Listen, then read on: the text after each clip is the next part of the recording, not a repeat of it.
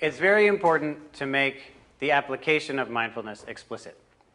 The lesson that we do each day for 5 minutes at the same time, this is explicit. It's important to make the application explicit. Let's say that the way we make it explicit is by saying, be sure to apply your focus skill to your studies. We could even make it shorter. Focus helps learning. We could say that. Let's say that a teacher were to repeat the phrase, focus helps learning. That took about 3 seconds to say. So if you say it once in your day, then you've only lost 3 seconds out of your day. You could probably say it more than that. You could say it twice, for example. Then you'd lose 6 seconds. You might say it 10 times. You're still not even at half a minute yet. I find it's very important to repeatedly pepper the day with reminders to apply mindfulness. As otherwise, the expectation that we have, that we've made explicit, that we want results. We want you students to be more happy in just a few months, or that you'll enjoy your studies more a few months from now. That's our goal. We're going to have to apply this in order to make that happen. We want the mindfulness to help you to succeed more. We have to apply it to make that happen, to make a change in learning, to make a change in behavior. Have to apply it.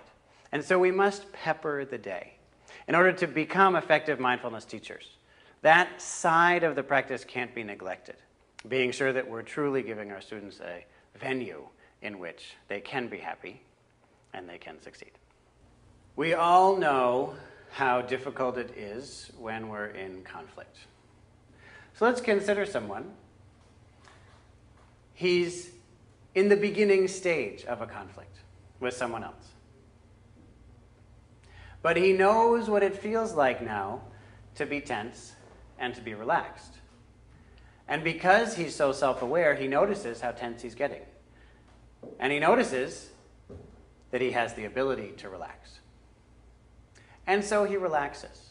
And he knows as he relaxes, again and again, his teachers told him, when you relax, you're more able to rise to challenges. You have the confidence within to meet a situation and engage it effectively.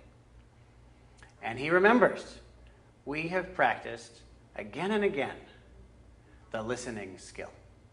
Maybe this is a time for listening. Maybe I could do that. Furthermore, he's in a position to use his achieve skill. He's in a position to listen closely and then imagine a way to make things better, a way that takes care of himself and also takes care of the other person. He can imagine that. He can clearly state that in his mind. He can see in his mind what it would look like to do that. And he feels good about doing it. So he's able to take action. At least it's more likely that he'll take action in a productive way because of this consistent cultivation of mindfulness skills. I've spoken about focus and relaxation at different levels. We start off by saying focus is the ability to pay attention to what matters now. Relaxation is the ability to let go of tension. Over time, we see that focus also means that we discern, we notice, we explore, we investigate. We discover that relaxation also means that we let go of the tension inside of ourselves fighting against ourselves. We learn that as we stop fighting against ourselves, we learn how to be more confident, and a sense of insecurity that comes with the fight against ourselves falls away.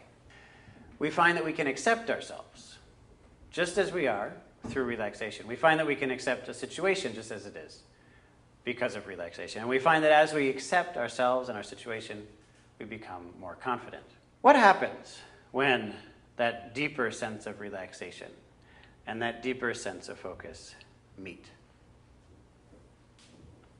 It's something I call energetic engagement.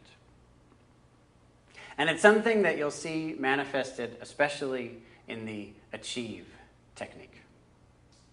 Because of relaxation, they can accept things as they are, and they can have the confidence to move forward.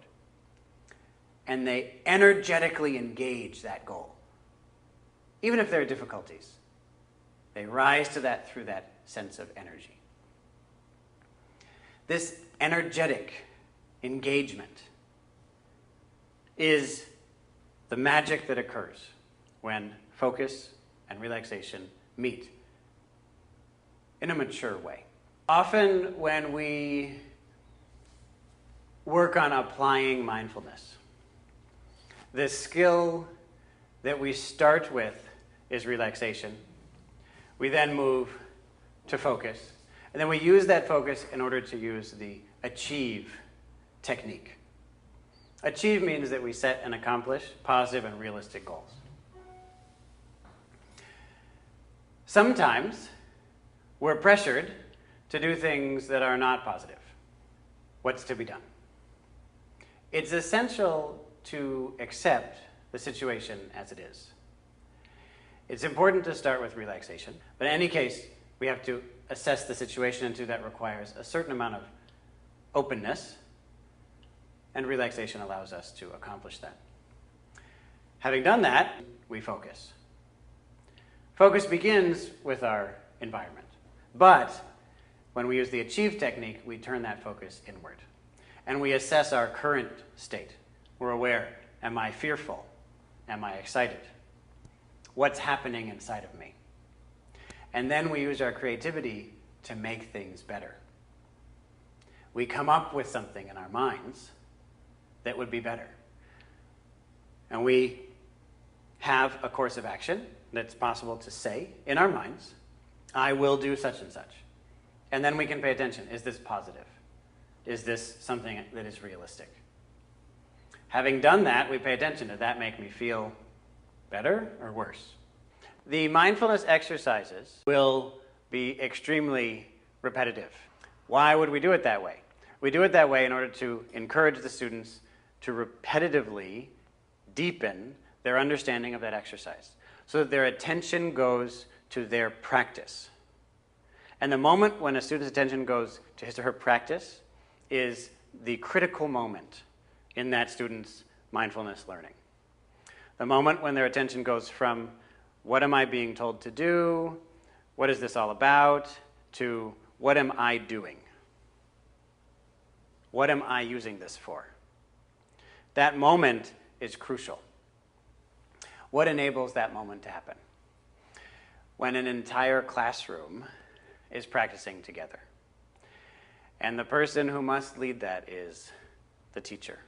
The leader of the day is a great support, because the leader of the day is definitely practicing. The teacher also practices.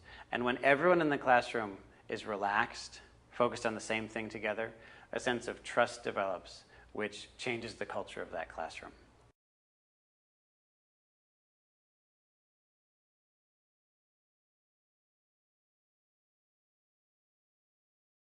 We encourage the students to repetitively deepen their understanding of that exercise so that their attention goes to their practice.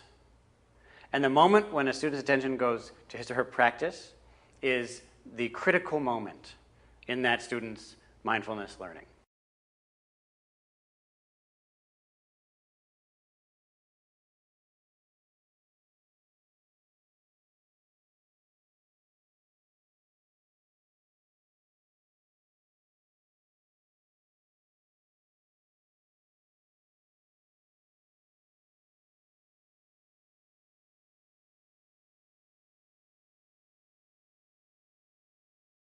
Do it that way in order to